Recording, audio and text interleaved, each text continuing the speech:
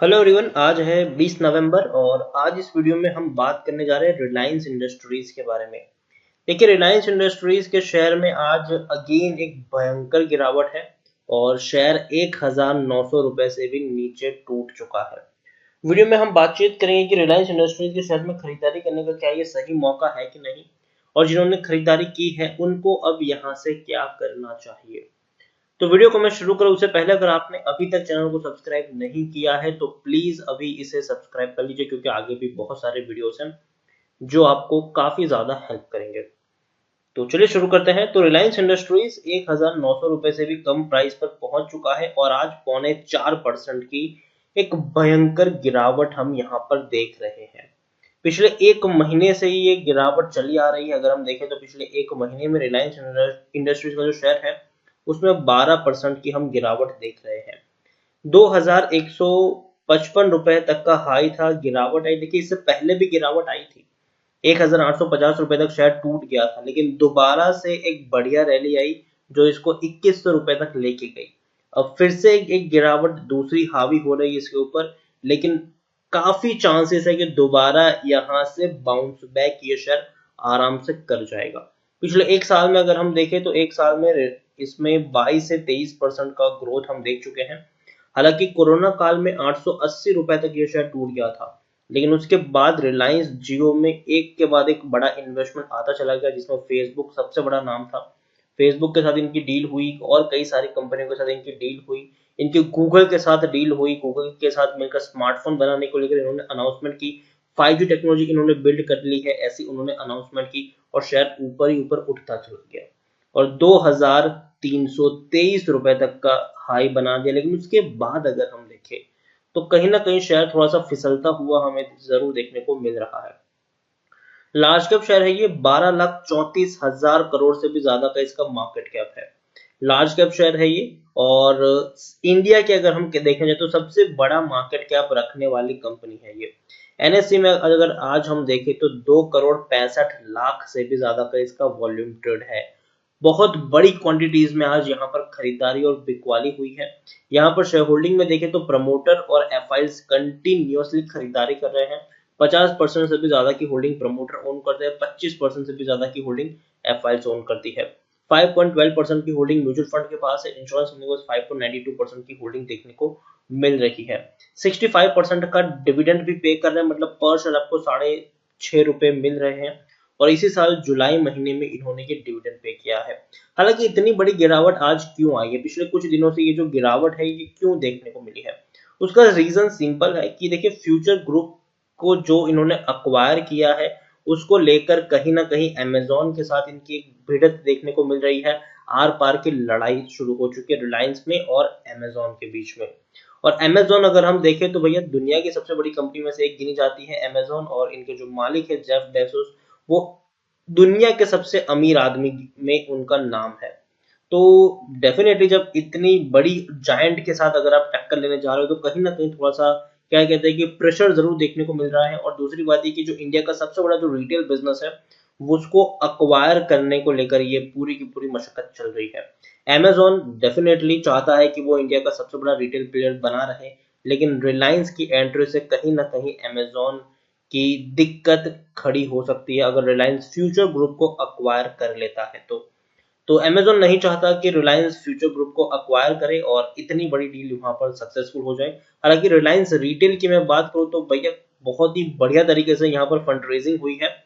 आप देखिए, 10% जितनी स्टेक सेल किया है रिलायंस रिटेल का और तकरीबन 47,265 करोड़ रुपए इस कंपनी ने जुटाए हैं। मतलब जिस तरीके का फंड रेजिंग रिलायंस जियो में हमें देखने को मिल रहा था, उसी तरीके की आपको यहाँ पर रिलायंस रिटेल में भी देखने को मिल रहा है। और बहुत बड़ी क्या कहते हैं कि बहुत बड़ा पैसा जो है वो यहाँ पर आया है। रिलायंस रिटेल में अगर हम देखें तो कई लोगों ने पैसा लगाया है, चाहे वो private equity firm silver lake हो, केकेआर हो, जीआईसी हो, टीपीजी हो, जनरल एटलांटिक हो, और मुबादला की अगर हम बात करें तो वो भी यहाँ पर शामिल है। 10.09% की हिस्सेदारी रिलायंस ने बेची है और तकरीबन 47% जितना यहाँ पर उन्होंने फंड रेज किया है। तो काफी बड़ा अमाउंट है ये। और जिस तरीके की, और ये मैंने आपको बहुत पहले बताया था जब रिलायंस जियो का जो फंड रेजिंग का प्लान था वो पूरा हो चुका था, उसके बाद मैंने कहा था कि अब बारी होगी रिलायंस रिटेल की। आपको जिस तरीके का निवेश रिलायंस जियो में देखने को मिला, वैसा ही निवेश अब आपको आने वाले दिनों में रिलायंस रिटेल में भी देखने को मिलेगा, और वही हुआ। काफी बढ़िया निवेश यहाँ पर आया है, और धीरे धीरे और बड़े निवेश भी आपको फ्यूचर में देखने को मिल सकते हैं रिलायंस रिटेल में। क्योंकि देखिए रिलायंस ने काफी स्मार्ट प्ले किया है। क्योंकि देखिए रिलायंस का जो मेन बिजनेस है ऑयल और केमिकल का, जो इनका जो मेन बिजनेस है, इनका रिफाइनिंग का जो मेन बिजनेस है, तो डेफिनेटली अब उतना बचा नहीं है कि 20-25 साल तक कंपनी अपने आप को इसी बिजनेस के साथ सस्टेन कर पाए। तो कंपनी ने अपने आप को स्विच किया। सबसे पहले टेलीकॉम में अपने आप की अपनी खुद की प्रेजेंस उन्होंने बढ़ाई। जियो को उन्होंने आज इतना बड़ा ब्रांड बना दिया है कि इंडिया की सबसे बड़ी टेलीकॉम कंपनी बन चुकी है। सबसे ज्यादा यूजर्स उन्हीं के पास है, और अगर हम इनके आरपूस की बात करें तो वो भी सबसे बेहतर आरपूस रिलायंस इंडस्ट्रीज के, मतलब रिलायंस जियो के देखने को मिल रहे हैं। रिलायंस रिटेल में भी कंपनियां बहुत अग्रेसिवली आगे बढ़ रही है। जियो मार्ट को इन्होंने लॉन्च किया है, और वहां से भी कहीं ना कहीं एक बहुत ही बेहतर रिस्पांस कंपनी को मिल रहा है। तो इंडिया का जो रिटेल बिजनेस है वो वाकई में बहुत बड़ा है, और कंपनी इसी को ग्रैब करने की कोशिश कर रही है। और एक और चीज अगर मैं आपको दिखाऊं, तो अगर आप एक पहली नजर में देखेंगे तो टेक्निकल रेटिंग अभी इनकी अच्छी नहीं है, और दूसरी जो इनका पी है वो 43 का है, जबकि इंडस्ट्री पी 37 है। लेकिन यहाँ पर जो इनके वैल्यूएशन है वो आपको देखने में हाई लगेंगे, लेकिन ये जो वैल्यूएशन इनको दिया गया है वो इनके रिफाइनिंग बिजनेस को ध्यान में रख के दिया गया है। जबकि कंपनी ने टेलीकॉम सेक्टर में और रिटेल सेक्टर में काफी बड़ा नाम कमाया है, तो प्रीमियम वैल्यूएशन अभी भी इनको नहीं मिला है, ये बात श्योर है।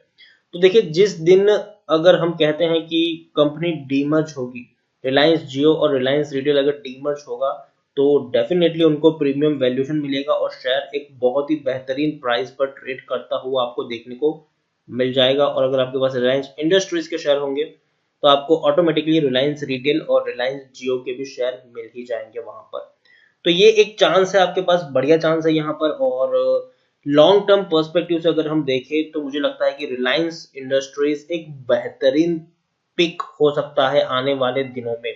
और देखिए यहाँ पर कोरोना के चलते जहां लोगों के बिजनेसेस बर्बाद हो रहे हैं, वहां पर रिलायंस एक के बाद एक बड़े एक्विजिशन कर रहा है। आप देखिए अभी हाल फिलहाल में उन्होंने अर्बन लैडर को अक्वायर किया था, उनका जो होम डेकोर बिजनेस था उसको अक्वायर किया। इससे पहले भी उन्होंने कई सारी कंपनियों को अक्वायर कर चुकी है रिलायंस, और हर क्वार्टर में एक बड़ा प्रॉफिट भी कंपनी कमा रही है। सितंबर क्वार्टर में 10,500 करोड़ तक के प्रॉफिट्स कंपनी ने कमाए हैं। इससे पहले जब पेंडेमिक था, कोरोना काल में भी 12,926 करोड़ के प्रॉफिट ये कंपनी कमा चुकी है। 6,575 करोड़ का मुनाफा मार्च 2020 में था। उससे पहले 11,785 करोड़, 11,295 करोड़ तक के बड़े प्रॉफिट्स इस कंपनी ने कमाए हैं, और हर क्वार्टर में प्रमोटर जो है वो हिस्सेदारी बढ़ा रहे हैं अपनी। प्रमोटर अपनी हर क्वार्टर में हिस्सेदारी बढ़ा रहे हैं, जो वाकई में काफी पॉजिटिव चीज है और बेहतरीन चीज है। और एक भी शेयर प्रमोटर का यहाँ पर गिरवी नहीं है। एफआईएस भी कंटिन्यूअसली यहाँ पर खरीदारी कर रहे हैं। ओवरऑल रिलायंस में मैं यही कहूंगा कि देखिए फ्यूचर रेडी कंपनी है ये। अभी हमें रिलायंस को सिर्फ ऑयल और गैस तक सीमित नहीं समझना है। टेक्नोलॉजी सेक्टर में कंपनी बहुत आगे बढ़ चुकी है और बढ़ रही भी है। तो उस हिसाब से भी हमें यहाँ पर सोचना चाहिए कि कल को कंपनी अगर डीमर्ज भी होगी, तो आप खुद सोचिए कि रिलायंस जियो का क्या प्राइस होगा, रिलायंस रिटेल का क्या प्राइस होगा। और दोनों ही कंपनियों के प्राइस काफी प्रीमियम होंगे, और काफी प्रीमियम प्राइस पर दोनों ही कंपनी ट्रेड करती हुई देखने को मिलेगी, और रिलायंस इंडस्ट्रीज का शेयर तो रहेगा ही रहेगा। तो आप सोचिए कि तीनों कंपनियों के शेयर आपके पास होंगे, और इसीलिए मैं कहता हूँ कि रिलायंस इंडस्ट्रीज में खरीदारी की है तो बने रहो, बने रहो। गिरावट में पैनिक मत करो, बल्कि गिरावट अगर आती है तो मौका है आपके पास और क्वांटिटीज को खरीदने का। और जिस तरीके का इनका बिजनेस है, मुझे नहीं लगता कि ये कंपनी को आने वाले 5-10 साल तक कोई छू भी सकता है। और डेफिनेटली कंपनी और ज्यादा प्रोग्रेस करती हुई देखने को मिल जाएगी फ्यूचर में। क्योंकि आप खुद सोचिए कि जिन जिस वक्त जिस वक्त कोरोना काल में लोगों के पास पैसे नहीं थे, वहां रिलायंस इंडस्ट्रीज का मुनाफा कई गुना बढ़ रहा था, कई गुना बढ़ रहा था। और अब धीरे धीरे अगर हम पेंडेमिक से बाहर आ रहे हैं, तो ऐसी सिचुएशन में जो इनका ऑयल और गैस का बिजनेस है वो भी धीरे धीरे पिकअप करता हुआ आपको देखने को मिल जाएगा। ओवरऑल मेरी यही आपको कहना है कि पैनिक मत करिए, गिरावट आई है तो इसका मतलब ये नहीं है कि आप पैनिक करके यहाँ से एग्जिट कर ले, बल्कि आप इसको इस तरीके से सोचें कि गिरावट आई है तो आप यहाँ पर और क्वांटिटी भी ऐड कर सकते हैं। जिनको मौका नहीं मिला था पहले, वो दोबारा से यहाँ पर खरीदारी कर सकते हैं, और कम से कम यहाँ पर 2-3 साल का प्लान लेके चलिए। शॉर्ट टर्म का गेम मत खेलिए, लॉन्ग टर्म का गेम खेलिए। डेफिनेटली रिलायंस आपको बहुत ही बढ़िया पैसा कमा कर देगा आने वाले दिनों में। तो इसी के साथ वीडियो को एंड करूंगा। अगर आपको वीडियो पसंद आया हो तो प्लीज इसे लाइक करें, शेयर करें। अगर आप चैनल पर पहली बार आए तो प्लीज सब्सक्राइब करें, और रिलायंस इंडस्ट्रीज के बारे में क्या सोचते हैं वो भी आप मुझे कमेंट में लिखकर बता सकते हैं। Thank you.